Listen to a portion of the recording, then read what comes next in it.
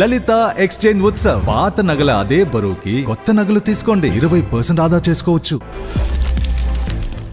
నమస్తే భరద్వాజ్ గారు.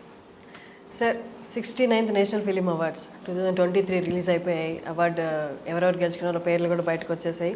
So as usual ఎప్పుడు అవార్డ్స్ వచ్చినప్పుడు కొంత అందరూ ఎక్కివేస్తారు, కొంతమంది దానికన్నా ఇంకా బెస్ట్ ఆప్షన్స్ ఉన్నాయి కదా అన్నట్టు. యాజ్ యూజువల్ అన్నట్టు ఈసారి మనకి తెలుగులో చూసుకుంటే బెస్ట్ మేల్ యాక్టర్ వచ్చి మన అల్లు అర్జున్ గారికి వచ్చింది. వెరాజ్ best female actors Kriti Sanon and Alia భట్కి వచ్చింది. సో కొంతమంది దీంతో 70% ఆఫ్ మంది ఐక్యవేసిన, కొంతమంది ఇంకా బెటర్ యాక్టింగ్ చేసిన సినిమాలు ఉన్నాయి, హీరోలు ఉన్నారు అంటున్నారు. What is your opinion on that? అంటే బెటర్ యాక్టర్స్ ఉన్నారు అనేది బెటర్ యాక్టర్ ఉండటం కాదు పాయింట్. ఇక్కడ ఆ పర్టికులర్ క్యారెక్టర్ వాళ్ళు బాగా పెర్ఫామ్ చేశారా లేదనేది క్యారెక్టర్. ఆ సంవత్సరం రిలీజ్ అయిన సినిమాల్లో, కాంపిటీషన్లో ఉన్న సినిమాల్లో ఏ సినిమాలో ఎవరు బెటర్గా పెర్ఫామ్ చేశారు అనేది.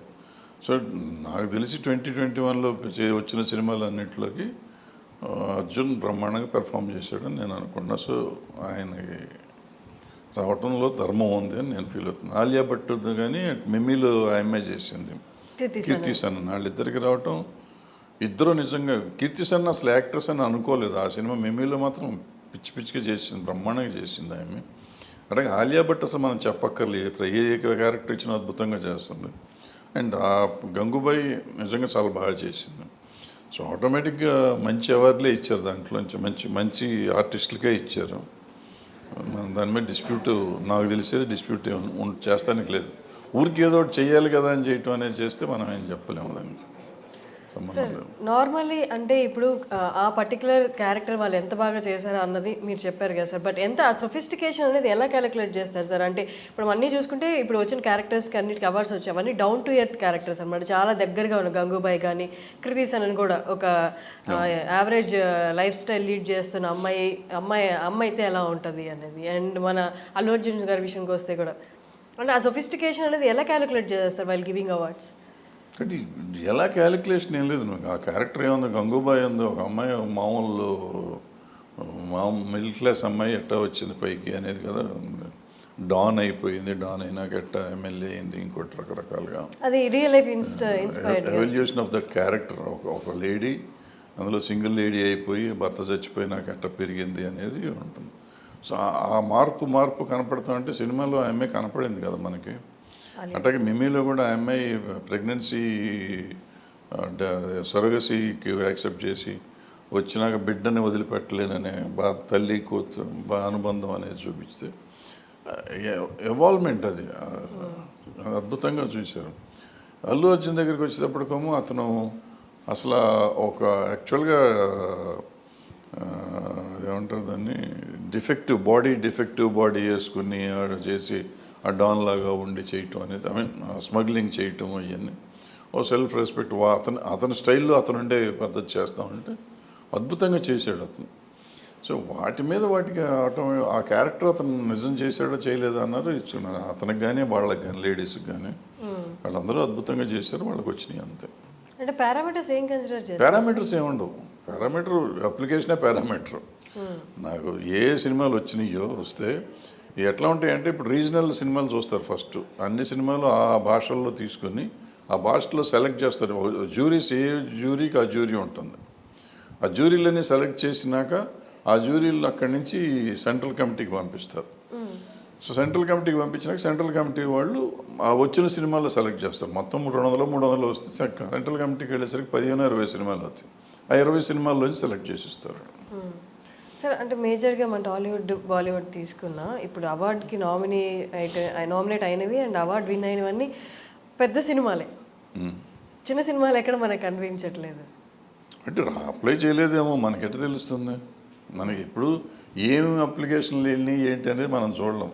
అఫ్కోర్స్ నెట్లోకి వెళ్తే మనకే దొరుకుతాయి అనుకోండి, అంత ఓపికగా చూడాల్సినంత ఏం లేదు. వచ్చిన వాళ్ళు బాగానే ఉన్నాయా లేదో అనుకుంటాం వరకే, కానీ మనకి నెట్లో చెక్ చేసి వీడికి ఎందుకు ఇవ్వలేదు, వాళ్ళకి ఎందుకు ఇవ్వలేదు. బట్ కనపడుతున్నది మాత్రం నా వరకు నాకు ఏంటంటే, కాశ్మీర్ ఫైల్స్కి ఇవ్వకూడదు, ఇచ్చారు. సో జై భీమ్కి ఇవ్వలేదు, అసలు దాన్ని కన్సిడర్ చేయలేదు. ఉద్దమ్ సింగ్ ఇంకా బెటర్గా ఉండాలి, దాన్ని సరిగ్గా చేయలేదు. ఈ మూడు నా పర్సనల్ ఇది. ఆ కేటగిరీ కూడా మీరు మీరు తీసుకొచ్చారు కాబట్టి టాపిక్ కాశ్మీర్ ఫైల్స్ దాని అవార్డు కూడా నేషనల్ ఇంటిగ్రేషన్లో రాకూడదు, దానికి అవార్డు రావడం తప్పని నేను అన్నాను. వేరే చచ్చిన ఉన్నాయి. ఇప్పుడు స్టేట్ బెస్ట్ హిందీలో బెస్ట్ ఫిల్మ్ అవార్డు ఇవ్వచ్చు, అది నేషనల్ బెస్ట్ ఫిల్మ్ ఇచ్చుకోండి, ఎవరు మనకి అబ్జెక్షన్ లేదు, అది తప్పేం లేదు. కానీ బట్ నేషనల్ ఇంటిగ్రేషన్ అంటే ఇంటిగ్రేషన్ ఇది కాదు ఆ సినిమా. అది ఒక మతం ఇంకో మతం మీద జరిగిన దుర్మార్గం, లేకపోతే ఈ మతం ఆ మతం. సో ఆటోమేటిక్గా అది ప్రేరేపిస్తుంది, జనాన్ని ఒక రకంగా ప్రేరేపించే సినిమా అది. ఆ సినిమా నేషనల్ ఇంటిగ్రేషన్ అనేది నేను ఒప్పుకోను. సార్ అవార్డ్స్ అంటే యాక్చువల్లీ ఎక్కడెక్కడ బెస్ట్ టాలెంట్ ఉందో రూట్ లెవెల్స్లో కూడా వెతికి అవార్డు ఇవ్వడం కదా సార్. వేరేస్ మీరు అన్నారు వాళ్ళు అప్లై చేసుకోలేదేమో అని, అంటే యాక్చువల్లీ వీళ్ళు అప్లై చేసుకోవాలా? అప్లికేషన్ ఉంటుందిగా, మనం సినిమాకి అప్లికేషన్ వాళ్ళు అనౌన్స్ చేస్తారు, డేట్ ఇచ్చిన రోజు లోపల మనం అప్లై చేసుకుని కేటగిరీస్ కూడా చెప్పాలి, మనం కేటగిరీ కూడా అప్లై చేయాలి. మరి అసలు నేషనల్ ఇంటిగ్రేషన్ అనే దాని మీదే అప్లై చేసి ఉంటారని నేను అనుకోను. మరి అసలు వీళ్ళు ఏమంటారు, నాకు తెలిసినంత వరకు ఏంటంటే మనం అప్లై చేసే ఫిలిం కేటగిరీ ఉంటుంది. ఓకే, నేను నేషనల్ ఇంటిగ్రేషన్ చేయలేదు అనుకో, నాకు ఇవ్వకూడదు. నేను మామూలు జనరల్ దాంట్లోకి వెళ్తే జనరల్, నేషనల్ ఇంటిగ్రేషన్కి వెళ్తే national integration, only public acclaimed సినిమాకి వెళ్తే పబ్లిక్ అక్లైమ్డ్, అట్లా ఏదంటే అది మనం పెట్టే కేటగిరీని బట్టి ఉంటుంది. Okay, best actor best actress కూడా మనం పెట్టుంటే పెట్టాలి, పెట్టలేదు అనుకో వదిలేస్తారు. బెస్ట్ సపోర్టింగ్ యాక్టర్స్ ఏదైనా కానీ, బెస్ట్ మ్యూజిక్ ఇప్పుడు కీరవాణి గారికి వచ్చింది, బ్యాక్గ్రౌండ్ స్కోర్కి పెట్టారు, మామూలుగా పెట్టారు, రెండు పెట్టుంటారు. ఓ దానికి వచ్చింది, ఓ దానికి రాలేదు. సో మా లక్కీగా రెండు మ్యూజిక్లు మనకే వచ్చినాయి, కీరవాణి గారికి ఒకటిను దేవిశ్రీ ప్రసాద్ గారికి ఒకటి. అండ్ RRR కన్సిడర్ చేస్తే కూడా బెస్ట్ హోల్సమ్ ఎంటర్టైన్మెంట్ అవార్డు వచ్చింది. హోల్సమ్ ఎంటర్టైన్మెంట్ డెఫినెట్గా ఇవ్వాలి, కానీ దాంట్లో ఒక చిన్న టెక్నికల్ పాయింట్ ఏంటంటే that film was censored on December 21st of 2021. 2021లో రిలీజ్ అయిన హోల్సమ్ ఎంటర్టైన్మెంట్ సినిమా అవ్వదు అది, ఎందుకంటే December 21 సెన్సార్ అయితే ఆ రోజు రిలీజ్ అవ్వలేదు సినిమా, నెక్స్ట్ ఇయర్ ఎప్పుడో రిలీజ్ అయింది. సో 2021 అవార్డులు అది ఎట్లా కన్సిడర్ చేస్తారు, అది ఇది ఎవరో రైజ్ చేయాలి, నేను టెక్నికల్గా నేను అడుగుతున్నా. ఇప్పుడు ఇదంటే RRR మీద నాకు దొబ్బిడా, ఇంతకుముందు ఎప్పుడో చెప్పారు కదా నాకు ఏదో ఉందంటారు, నాకేమీ లేదు. టెక్నికల్గా అది కరెక్ట్ 2022లో దానికి ఇవ్వచ్చు, ఎందుకంటే 1000 కోట్లు చేసిందిగా 2022లో ఇవ్వచ్చు. 2021లో అసలు రిలీజ్ అవ్వాలి ఆ సినిమా, నువ్వు హోల్సమ్ ఎంటర్టైన్మెంట్ అట్టేస్తావు. హోల్సమ్ ఎంటర్టైన్మెంట్ వితౌట్ రిలీజ్ అనుకుంటే పర్లేదు, wholesome entertainment publicly acclaimed film కింద ఉంటుంది అనమాట. ఏ రకరకాల వాళ్ళు ఇష్టం వచ్చిందో వాళ్ళు చెప్తూ ఉంటారు. బట్ ఏదైనా కానీ గైడ్ లైన్స్ ప్రాపర్గా ఉండాలి, గైడ్ లైన్స్ ప్రాపర్గా ఉండకపోవడం వల్లనే ఈ మిస్లీడింగ్ అవుతా ఉన్నాయి ఈ సినిమాలో. ఆ మెంబర్స్కి మీరు ఇచ్చే గైడ్ లైన్స్ ప్రాపర్గా ఇస్తే ఎంత డిస్టర్బెన్స్ ఉండదు నా ఉద్దేశం. సార్ RRR తీసుకుంటే పాటకి ఆస్కార్ వచ్చింది, అండ్ ఇప్పుడు మనకి హోల్ ఎంటర్టైన్మెంట్ అని వచ్చింది. But director point of view, directorial point of వ్యూలో ఎక్కడ మనకి కనిపించట్లేదు సార్ ఫస్ట్ నుంచి. బట్ వేరేజ్ మనకి రాజమౌళి గారు అంటే టాప్ డైరెక్టర్ కదా సార్. అంటే మనకి నచ్చి మనకి టాప్ అనుకుంటే వాళ్ళు టాప్ అనుకోకర్లేదు కదమ్మా, వాళ్ళకి నచ్చినవి ఇస్తారు. ఇప్పుడు నా కాశ్మీర్ ఫైల్ ఇవ్వటం తప్పు అన్నాను నేను, కాశ్మీర్ ఫైల్ వాళ్ళకి నచ్చింది. అట్లాగే RRR డైరెక్షన్ వాళ్ళకి నచ్చలేదేమో, వాళ్ళకి ఏముందో తెలీదు, రకరకాలు అనమాట.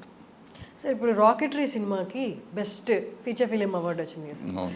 అంటే ఇట్స్ వెరీ ఫార్చునేట్ అండ్ చాలా హ్యాపీగా కూడా వచ్చింది. బట్ వేరేజ్ యాక్టర్స్ వాళ్ళు నటించిన సినిమాకి as a whole feature film award వచ్చింది, బట్ పర్టికులర్గా వాళ్ళకి యాజ్ బెస్ట్ యాక్టర్ అని అలా రాకపోతే how do they take it sir? ఏం లేదు, అంటే ఆ సినిమాలో బెస్ట్ యాక్టర్ వచ్చిన బెస్ట్ ఫిలిం వచ్చింది కదా, బెస్ట్ ఫిలిం వచ్చినోడికి బెస్ట్, ఇప్పుడు అట్లా అని కూడా బెస్ట్ ఫిలిం ఇచ్చినకి అన్ని అవార్డులు వాళ్ళకి ఇచ్చేయచ్చు కదా. Best actor, best actors, best director, best script అన్ని దానికే ఇచ్చేయచ్చు కదా, వేరే సినిమాలకి ఇవ్వాల్సిన అవసరం ఉంది. సో బెస్ట్ ఫిలిం అనేటప్పటికీ అన్ని కలిపెట్లాగా ఉంటుంది, అన్నీ కలిపెట్లాగా ఉంటుంది. అది కాకుండా ఇంకా excellence in their performance is called మిగిలినవి వస్తాయి. నీకు బెస్ట్ ఫిలింలో వచ్చినాయి ఆటోమేటిక్గా అన్నీ వచ్చినట్టే, ఆయన కూడా బెస్ట్ యాక్టర్ కింద లెక్కే, బట్ బెస్ట్ యాక్టర్గా సెపరేట్ చేస్తారు. ఎక్సలెన్సీ ఇన్ యాక్టింగ్ ఇది, best film in best excellence in best film అనమాట, అది బెస్ట్ ఫిలిం. సో ఇది ఎక్కడికక్కడ ఆ ఎక్సలెన్స్కి వచ్చేటప్పుడు తేడా వస్తుందన్నమాట. సార్ జై భీమ్ది మీరు అన్నారు కదా, యాక్చువల్ నేను కూడా చూశాను, చాలా మంచి మూవీ సార్. బట్ దానికి ఎక్కడ కనిపించట్లేదు, దాని పేరే కనిపించట్లేదు, ఆ మూవీ పేరే కనిపించట్లేదు. ఏ కేటగిరీస్లో అది వచ్చి ఉండొచ్చు సార్? యాక్చువల్లీ బెస్ట్ ఫిలిం రావచ్చు దానికి, అదే బెస్ట్ రీజనల్ ఫిలిం రావచ్చు, బెస్ట్ స్క్రిప్ట్ రావచ్చు, ఈయనే బెస్ట్ నేషనల్ ఇంటిగ్రేషన్. యాక్చువల్గా దళితుల మీద జరుగుతున్న అన్యాయాల మీద తీశారు కాబట్టి, దళితులకు న్యాయం చేయమని చెప్పారు కాబట్టి ఇంటిగ్రేషన్ ఫిలిం కూడా చేయొచ్చు, ఏదైనా చేయొచ్చు, ఏదైనా ఇవ్వచ్చు ఇవ్వాలనుకుంటే. అంటే వీళ్ళు అప్లై చేసిన కేటగిరీస్ని బట్టి ఉంటుంది అనుకోండి అది. బట్ ఏదైనా కానీ అసలు దాన్ని ఏ దాంట్లోనూ కన్సిడర్ చేయకుండా ఉండటం అనేది చాలా ఆశ్చర్యమైన విషయం. అది నువ్వు ఉద్దమ్ సింగ్ అని చెప్పాను కదా, అది ఒకటి, అది చాలా బాగుంటుంది ఆ సినిమా, బాగుంది. మరి 2 సినిమాలు 2 ఓటీటీలో రిలీజ్ అయినాయి, డైరెక్ట్గా థియేటర్లో రిలీజ్ అవ్వలేదు. అసలు ఎందుకు దానికో 2 చిన్న అవార్డులు ఇచ్చారు, దీనికి అసలు ఏ రకమైన అవార్డు లేదు. సినిమా అద్భుతంగా ఉంటుంది, సినిమా బాగోపోతే అనుకోవచ్చు. అండ్ బెస్ట్ తెలుగు ఫిలిం కేటగిరీలో పెన్ వచ్చిందా? బ్రహ్మాండంగా ఉంది సినిమా, బాగుంది కదా వచ్చింది. బాగుంది సినిమాలకి ఇస్తారమ్మా, ఏముంది ఇప్పుడు మనకు తెలుగు సినిమా వేరే సినిమా ఏముంది అని లెక్కేసుకుంటే ఏమీ లేదు కదా, ఆటోమేటిక్గా దానికి వచ్చింది. డెఫినెట్గా స్క్రిప్ట్ వైజ్ చూస్తే కూడా లవ్ రొమాన్స్ చాలా ఉంది కదా, ఏమంటారు ఈ క్లాస్ స్ట్రగుల్ ఉంది దాంట్లో, వాళ్ళ తేడాలు అన్నీ ఉన్నాయి. సో దాని మీద సార్ చాలా మందికి అప్లై చేయాలన్నా అసలు ఇన్ని కైండ్ ఆఫ్ కేటగిరీస్ అని ఉంటాయని కూడా తెలియదు కదా సార్. ఇది అప్లికేషన్లోనే ఉంటాయి కదా అన్ని, అన్ని అప్లికేషన్లో మొత్తం అన్నీ ఉంటాయి. మనం అప్లికేషన్ చేసేటప్పుడు అన్ని దేనికి మనం అప్లై చేస్తున్నామో దాంట్లోనే ఉంటుంది, అప్లికేషన్లో ఉంటుంది. మనం మెన్షన్ చేయాలి దేనికి ఎవరెవరిని మెన్షన్ చేస్తాం, వాళ్ళ పేర్లతో సహా డీటెయిల్స్ ఇవ్వాలి. మనం ఇస్తే దాని ప్రకారం చేస్తారు. లలిత ఎక్స్చేంజ్ ఉత్సవ్, పాత నగల అదే బరువుకి కొత్త నగలు తీసుకోండి. No extra charge, no deduction. పాత నగలిచ్చిన 5 నెలల నుంచి నగను బట్టి తరుగే లేకుండా తీసుకోండి. 11 నెలల తర్వాత తీసుకుంటే ఏ నగలైనా గానీ తరుగే లేదు. డబ్బులు చెల్లించి కూడా పథకంలో చేరొచ్చు. నగల ప్రైస్ లో 20% ఆదా చేసుకోవచ్చు.